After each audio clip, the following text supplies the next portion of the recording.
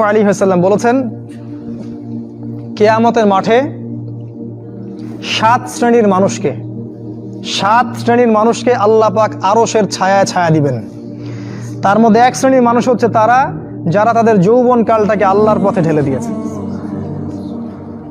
আপনি কি চান কিয়ামতের মাঠে আল্লাহ আপনাকে আরশের ছায়া ছায়া দেখ? আমি এটা অনেক দিন বলেছি হাদিসটা, যে কিয়ামতের মাঠে মানুষ যখন উঠবে তখন তাকে 5টা প্রশ্ন করা হবে।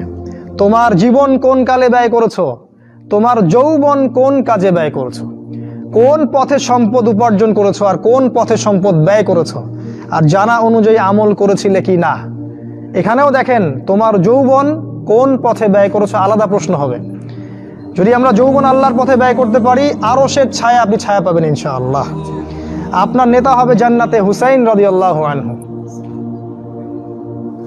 এটা তো জানেন। তিনি হবেন জান্নাতে যুবকদের সর্দার। কত যুবক যে পৃথিবী থেকে চলে গেছে, হে আমার ভাই, আপনাকে কেমন করে বুঝাই, যারা দিন রাত কোনো কিছুর পরোয়া করেন নাই, দিন রাত আল্লাহর পথে ছুটে চলেছেন। ওই খালিদ বিন ওয়ালিদ রাদিয়াল্লাহু আনহুকে দেখেন, তিনি মৃত্যু সজ্জায় বলেছিলেন যে আমি জাহাদতু কাযা ওয়া কাযা, আমি যে কতই না যুদ্ধ করেছি আল্লাহর পথে, আমার শরীরে এমন একটা দাগও নাই যেখানে, মানে একটা জায়গাও বাকি নেই আমার শরীরের মধ্যে যেখানে কোনো তরবারির আঘাত নাই বা বর্ষার ছোঁয়া নাই। সেদিন তিনি মৃত্যু সজ্জায় বলছিলেন যে আজকে আমি আমার বিছানায় মারা যাচ্ছি, আমি যুদ্ধের মাঠে মারা যাওয়ার সৌভাগ্য আমার হলো না। ফালা নামাত আইনুল জুবালা, তিনি বলেছিলেন যে কাপুরুষদের দু চোখ যেন কখনো না ঘুমায়। ওই দেখো যুবক, তোমার আদর্শ। খুবাইব রাদিয়াল্লাহু আনহু, ইসলামের জন্য তাকে দায়ী করে পাঠানো হয়, রাজি নামক একটা জায়গায় কাফেররা তাকে ধরে ফেলে এবং তাকে শুল দণ্ড দিয়ে হত্যা করে। খুবাইব রাদিয়াল্লাহু আনহুকে যখন শুল দেওয়া হচ্ছিল, তিনি বলছিলেন, এই কবিতাটা ভালো করে পড়বা, রাহিকুল মাকতুম বই আছে, লাস্তু উবালিহি না উক্তালু মুসলিমান।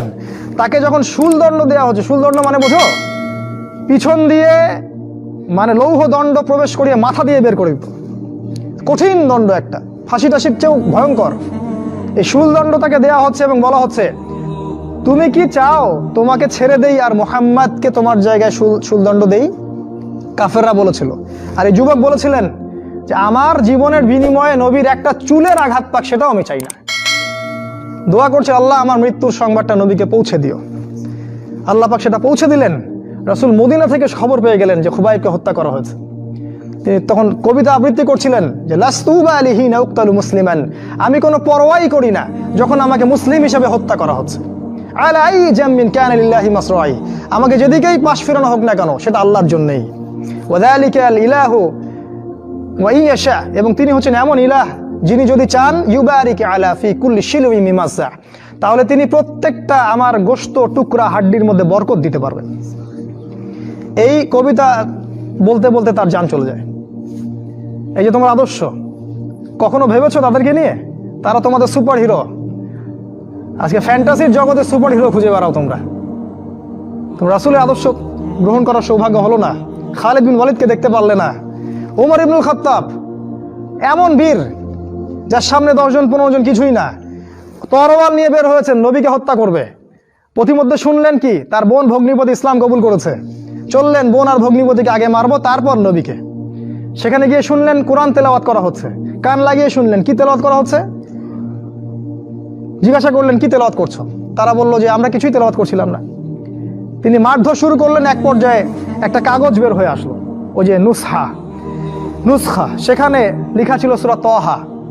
সেই সূরা তাহার তিলাওয়াত শুনে পড়তে পড়তে পড়তে পড়তে তার চোখ দিয়ে দরদর করে পানি পড়তে লাগলো এবং তিনি বলতে লাগলেন, ইয়ানবাগি লিমান ইয়াকুলু হাদা আল্লা ইউবাদা মাআহু গায়রা, যে সত্তা এরকম কোরআন নাজিল করতে পারে উচিত হবে না যে তার সাথে কাউকে শরীক করা হোক। বললেন, শাহিদতু আল্লা ইলাহা ইল্লাল্লাহ ওয়া আন্না মুহাম্মাদান রাসূলুল্লাহ, আমি সাক্ষ্য দিচ্ছি আল্লাহ ছাড়া কোনো মাবুদ নাই এবং মুহাম্মদ আল্লাহর রাসূল সাল্লাল্লাহু আলাইহি ওয়াসাল্লাম। খুযুনি ইলা রাসূলিল্লাহি ওয়া আসহাবিহি, আমাকে আল্লাহর রাসূল এবং সাহাবীদের কাছে নিয়ে চলো, আমি ইসলাম কবুল করব এখন গিয়ে। সেখানে গিয়ে নবীকে বললেন, ইয়া রাসূলুল্লাহ, আমি জিতুকা উমিনু বিল্লাহি ওয়া রাসূলিহি, আমি আপনার কাছে এসেছি আল্লাহ এবং আপনার প্রতি ঈমানদার হয়েই এসেছি। ওয়াবিমা জিতা বিহি মিন ইনদিল্লাহ, আর আপনি আল্লাহর পক্ষ থেকে যা নিয়ে এসেছেন এই কোরআনের প্রতি ঈমানদার হয়েই আমি এসেছি এখানে। তিনি বললেন, ওই সময় ওমর ইবনুল খাত্তাব, যে ইয়া রাসূলুল্লাহ আমরা কি হকের উপর নাই, আলাসনা আলাল হক ওয়া লাইসু আলাল বাতিল, আমরা কি হকের উপর নাই, মুশরিকরা কি বাতিলের উপর নাই, তাহলে আমরা কেন গোপনে গোপনে ইসলামের দাওয়াত দিব, আজকে থেকে প্রকাশ্যে ইসলামের দাওয়াত দিব। তখন থেকে ইসলাম প্রকাশ্যে দাওয়াত পেয়েছে, তার আগে পায়নি। তুমি ওমর হতে পারো না? একটা ছেলেকে দেখলাম অনলাইনে, আমি তাকে চিনি না, অনলাইনে একটা স্ট্যাটাস দেখেছিলাম, খালি ইসলামের পক্ষে কিছু একটা বলার কারণে তার একটা বড় পথ চলে গেছে, এবং সে স্ট্যাটাস দিয়েছে যে যদি একদিন বাঁচি সিংহের মতো বাঁচবো, তাও ধর্মকে আমি দলের কাছে বিক্রি করব না। মন থেকে দোয়া চলে আসলো ওর ওখানে। আমি কমেন্ট করেছি যে তোমাকে আল্লাহ ওমরের মতো কবুল করুক। হামজা বীর বীর বীর সাহাবী, যাকে উহুদের যুদ্ধে শহীদ করা হয়েছে। আবু জেহেল রাসূলকে চর মেরেছিল একটা। হামজা রাদিয়াল্লাহু আনহু যখন শুনেছেন আবু জেহেল রাসূলকে মেরেছে, সরাসরি আবু জেহেলের বাসায় ওকে গলার ধরে বের করে প্রচন্ড জোরে ঘুষি করে একটা মারা হলো। বলা হলো যে আমার ভাতিজা যে দিনের উপর আছে, আমিও সেই দিনের উপর আছি, রুদ্দাহা ইন ইসতাতা'তা, তোমার ক্ষমতা থাকলে আমাদেরকে ঠেকিয়ে দেখাও দেখি। তিনি রাসূলের কাছে গেলেন, বললেন ইয়া ইয়া ইয়া ইবনা আখি, হে আমার ভাতিজা, কুনতু আনসুরুকা বিল হামিয়া, আমি তোমাকে সাহায্য করতাম আত্মীয়তার সম্পর্কের কারণে, আলা নানসুরুকা লিল ইসলাম, আজকের দিন থেকে আমি ইসলামের জন্য তোমাকে সাহায্য করব। আশহাদু আল্লা ইলাহা ইল্লাল্লাহ ওয়া আন্নাকা রাসূলুল্লাহ, আমি সাক্ষ্য দিলাম যে আল্লাহ ছাড়া কোনো ইলাহ নাই, তুমি আল্লাহর রাসূল। এই যে ইসলামের শক্তি বাড়তে থাকলো তখন, তো তুমি হামজার মতো হতে পারো না? হামজা রাদিয়াল্লাহু আনহু উহুদের যুদ্ধে যখন করছিলেন, তার সামনে কোনো কাফের মুশরিক টিকতে পারে নাই। আমি তোমাকে বলিনি যে অস্ত্র নিয়ে এখন বের হয়ে যাও, কথা অন্যদিকে নিয়ে যাবা না, কথাটা অন্যদিকে ঘুরাবা না। এখন তো মিডিয়ার যুগ, কথা অন্যদিকে মানুষ ঘুরায় খুব সহজে। আমি বলেছি তোমার এই চেতনাটা নাই, তুমি হামজার মতো চেতনা ধারণ করতে পারো না, উমরের মতো চেতনা ধারণ করতে পারো না। অসংখ্য সাহাবী ছিলেন এরকম। মুসআব বিন উমাইর এত ধনী সাহাবী ছিলেন, যার আতরের খুশবু ছিল আরবের সবচেয়ে দামি আতরের খুশবু। ইসলাম কবুল করে সব ছেড়ে দিলেন, এক পোশাকে তাকে কবর দেওয়া হয়েছে উহুদের মাঠে। মানে তাকে যখন শহীদ করা হয়, তার দেহের মধ্যে এতগুলো তরবারির দাগ ছিল, তুমি কল্পনাও করতে পারবে না। এই সাহাবীকে রাসূল সাল্লাল্লাহু আলাইহি ওয়াসাল্লাম যখন দাফন করলেন, তাকে দাফন করার জন্য কোনো কাফন পাওয়া যাচ্ছিল না, ঘাস দিয়ে তাকে দাফন করা হয়েছে। এই হলো মুসআব বিন উমাইর রাদিয়াল্লাহু আনহু। কত সাহাবী চলে গেছেন এমন দুনিয়া থেকে, কত বীর যোদ্ধা চলে গেলেন পৃথিবী থেকে, কিন্তু আজ পর্যন্ত তোমাদের এই আদর্শগুলো তোমরা অর্জন করতে পারলে না। তোমরা এখনো সেই পশ্চিমা সভ্যতার গোলক ধাঁধায় পড়ে আছো। ওই ইহুদি, ওই খ্রিস্টান, ওই দাজ্জাল অনুসারীরা যা শেখাচ্ছে তাই শিখছো, যা গিলাচ্ছে তাই গিলছো, মিডিয়া যা দেখছো তাই বিশ্বাস করছো। আল্লাহ পাক তোমাদের সবাইকে যেন ইসলামের দিকে হেদায়েত দান করেন, ফিরিয়ে নিয়ে আসেন, আল্লাহুম্মা আমিন। কয়েকটা পয়েন্ট খালি আকারে বলছি, কি করবা তুমি এখন। এক নাম্বার, তুমি তোমার জীবনের উদ্দেশ্যটাকে ফিক্স করো। ঠান্ডা মাথায় আজকে রাতের বেলা চিন্তা করবা আল্লাহ পাক তোমাকে কি জন্য দুনিয়ায় পাঠিয়েছেন। একটু চিন্তা করবা, 1 মিনিট একটু চিন্তা করবা যে তুমি পৃথিবীতে নাই, তুমি মারা গেছো। চিন্তা করবা তুমি মারা গেছো। এরপর চিন্তা করবা তুমি যে মারা গেছো, পৃথিবীর কারো কোনো সমস্যা হচ্ছে কিনা। তুমি যে মারা গেছো, পৃথিবী কি থেমে আছে? তোমার পরিবার থেমে থাকবে? তোমার শিক্ষা, তোমার বন্ধু বান্ধব, তোমার আত্মীয় স্বজন কেউ থেমে থাকবে? কেউ থেমে থাকবে না। তুমি পৃথিবীতে থাকো বা না থাকো, কারো কিছু আসে যাবে না। আল্লাহ পাক তোমাকে যে পৃথিবীতে রেখেছেন, একটা সুযোগ খালি দিয়েছেন, যাতে তুমি আল্লাহর দ্বীনের জন্য কিছু করতে পারো। এটাই আল্লাহ তোমার কাছে চান, আর কিচ্ছু চান না। আর কিচ্ছু আল্লাহ তোমার কাছে চান না। আল্লাহ চান তুমি একজন ভালো মানুষ হও, ভালো মুসলিম হও, এবং দ্বীনের জন্য কিছু খেদমত করে পৃথিবী থেকে বিদায় নাও। এই দিন তুমি ছাড়াও বিজয়ী হবে ইনশাআল্লাহ। তুমি থাকো বা না থাকো, এই দিন কিন্তু বিজয়ী হবেই। হয় তোমাকে নিয়ে হবে, অথবা তোমাকে ছাড়াই হবে। জীবনের উদ্দেশ্য ফিক্স করো। জীবনের উদ্দেশ্য একটাই, জান্নাত। জান্নাত পাওয়ার জন্য যা করা দরকার তাই করতে হবে।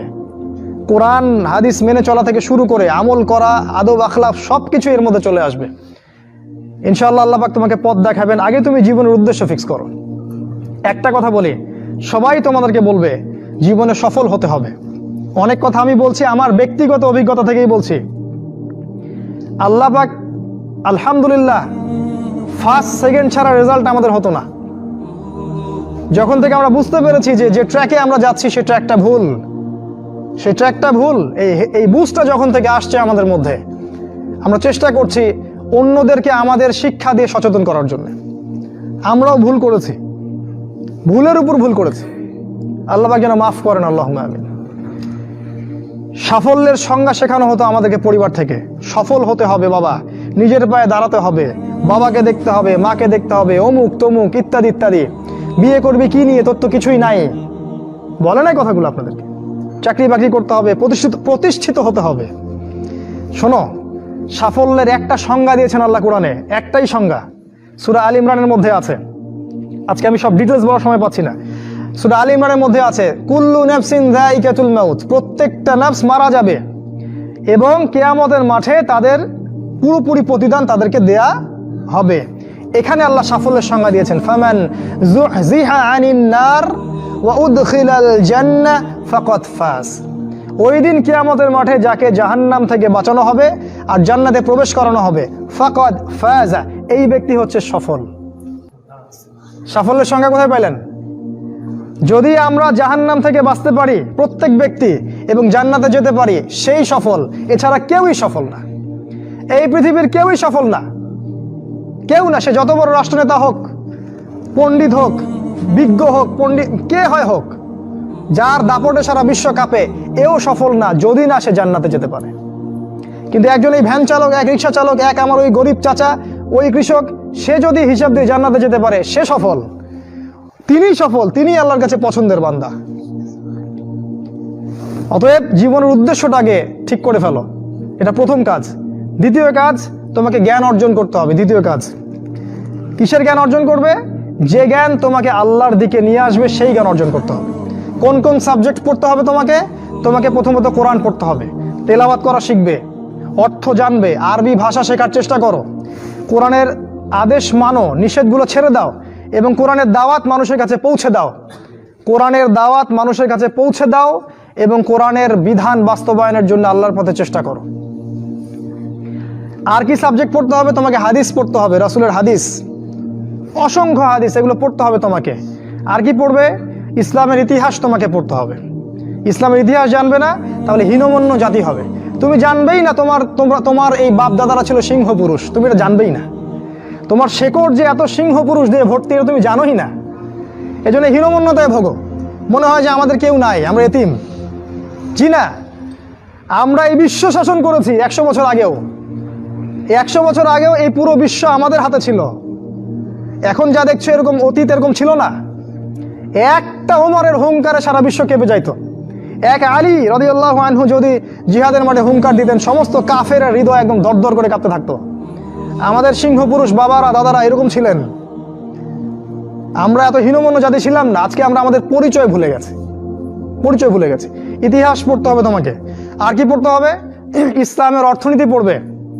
অর্থনীতি জানো না, তুমি হালাল হারাম বুঝতে পারবে না। ওরা তোমার সাথে প্রতারণা করে এমন হারাম ঢুকিয়ে দিবে, তুমি বুঝতেই পারবে না এটা হারাম ছিল। ইকোনমিক্স পড়তে হবে, খুব ইম্পর্টেন্ট সাবজেক্ট এই জামানার জন্য। আর কি পড়তে? পলিটিক্যাল সায়েন্স, এই বিশ্ব রাজনীতি সম্পর্কে পড়াশোনা করবে, এটা গুরুত্বপূর্ণ সাবজেক্ট। এছাড়া জেনারেল লাইনে যে পড়াশোনাগুলো করছো এগুলো ভালো, আমি এগুলো পড়তে নিষেধ করিনি। আমি বলেছি এগুলোর শিকড়টা হবে ইসলামিক। তুমি ডাক্তার হও আর ইঞ্জিনিয়ার হও আর কি হও, এটাতে আমাদের কোনো আপত্তি নাই। শিকড়টা হতে হবে ইসলামিক, কোরআন এবং সুন্নাহ ভিত্তিক। আর একটা সাবজেক্ট পড়বে ফিকহ। ফিকহ যদি না পড়ো তাহলে কি হবে জানো? তাহলে নফল মুস্তাহাব আমলগুলো নিয়ে মারামারি কাটাকাটি করে ফরজ ঐক্য নষ্ট করে ফেলবা। এখনকার দেখো না যে অল্প কিছু পড়াশোনা করে, 2 পাতা পড়াশোনা করে দায়ী হয়ে গেছে একেবারে। কোরআনটা ঠিক মতো পড়তে পারে না, রিডিং ঠিক মতো পড়তে পারে না, বড় বড় ফতোয়া দিয়ে বেড়াচ্ছে, ওইটা হালাল আর ওইটা হারাম, ওইটা অমুকের এই নাই অমুকের সেই নাই। হচ্ছে না এটা ফিকহ না জানার কারণে হচ্ছে।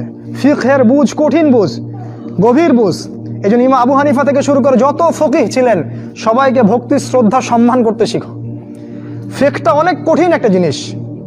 আমরা তো এখানে সমালোচনা বেশি করতে চাই, এটা ঠিক না। এই ফিকহের জ্ঞান না থাকলে তুমি কোনটা ফরজ, কোনটাকে বেশি গুরুত্ব দেওয়া লাগবে, কোনটা নফল, কোনটাকে মুস্তাহাব, কোনটা ওয়াজিব পর্যায়ের, কোনটা সুন্নতে মুআক্কাদা, কোনটা কি, সব বুঝতে পারবে না। আর না বুঝতে পারলে তুমি কি করবা? যে বিষয়ে ছাড় দেয়া যেত সেটাকে ছাড় না দিয়ে তুমি বড় বড় জিনিসগুলোকে ভেঙে ফেলবা। খেয়াল করে দেখবেন, ছোট ছোট মাসআলাগুলোকে নিয়ে, যেগুলো ইখতিলাফি মাসআলা, যেগুলো নিয়ে সাহাবায়ে কেরামদের মধ্যে দ্বিমত ছিল, এগুলোকে নিয়ে বাংলাদেশে শত শত দল হয়ে গেছে, হয় নাই? কোন দল কি বলেছে আল্লাহ নাই? কোন দল বলে যে রাসূল নাই, কোরআন নাই, আমাদের কেবলা আলাদা, এটা বলে? সবার আল্লাহ এক, রাসূল এক, কেবলা এক, কোরআন এক, সুন্নাহ এক, সব এক। তাহলে এতগুলো দল কেন হলো? ওই যে সংকীর্ণ মানসিকতা এবং এই ফিকহের বুঝ না থাকার কারণে হয়েছে। তাই ফিকটা পড়বে, না হলে তোমার দ্বারা উপকার না হয় উম্মার ক্ষতি হয়ে যাবে। তোমার দ্বারা উপকার না হয় উম্মার ক্ষতি হয়ে যাবে। আর দু একটা সাবজেক্ট বলছি, জিও পলিটিক্স, ভূ রাজনৈতিক প্রেক্ষাপটটা পড়তে হবে তোমাকে। এর সাথে একটা সাবজেক্ট অবশ্যই পড়বে, রাসূলুল্লাহ সাল্লাল্লাহু আলাইহি ওয়াসাল্লামের জীবনী। এই কয়েকটা সাবজেক্ট যদি পড়তে পারো, শেষ জামানায় ইনশাআল্লাহ আল্লাহ পাক তোমার হাতে পতাকা দিবেন এবং তুমি আল্লাহর দ্বীনের পতাকা বহন করবে ইনশাআল্লাহ। জ্ঞান নাই, কিচ্ছু করতে পারবে না। যদি তুমি জ্ঞান অর্জন করতে না পারো, তুমি বাতিলের মোকাবেলা করতে পারবে না। এখনকার যুদ্ধটা অস্ত্রের যুদ্ধ না, এখনকার যুদ্ধ জ্ঞানের যুদ্ধ। তুমি ওদের সাথে অস্ত্রের যুদ্ধ করে পারবে না। এখনকার যুদ্ধটা জ্ঞানের যুদ্ধ। ওটাও আসবে সামনে, যখন ইমামুল মাহদি আসবেন, সারা বিশ্ব জুড়ে মালহামা শুরু হবে, তখন মহাযুদ্ধ। এই ফিজিক্যাল স্ট্রেংথ নিয়ে, মেন্টাল স্ট্রেংথ নিয়ে, ইমানের স্ট্রেংথ নিয়ে পারবে না। জ্ঞান অর্জন করো, কারণ রাসূল সাল্লাল্লাহু আলাইহি ওয়াসাল্লামকে প্রথম আল্লাহ আদেশ করেছেন ইকরা, পড়ুন পড়ুন পড়ুন। জ্ঞান নাই, সমাজ সংস্কার করতে পারবে না। এটা 2। 3 নাম্বার হচ্ছে জ্ঞান অনুযায়ী আমল করতে শেখো দ্রুত। যতটুকু জানলা আমল করতে শেখো। আগামীকালের জন্য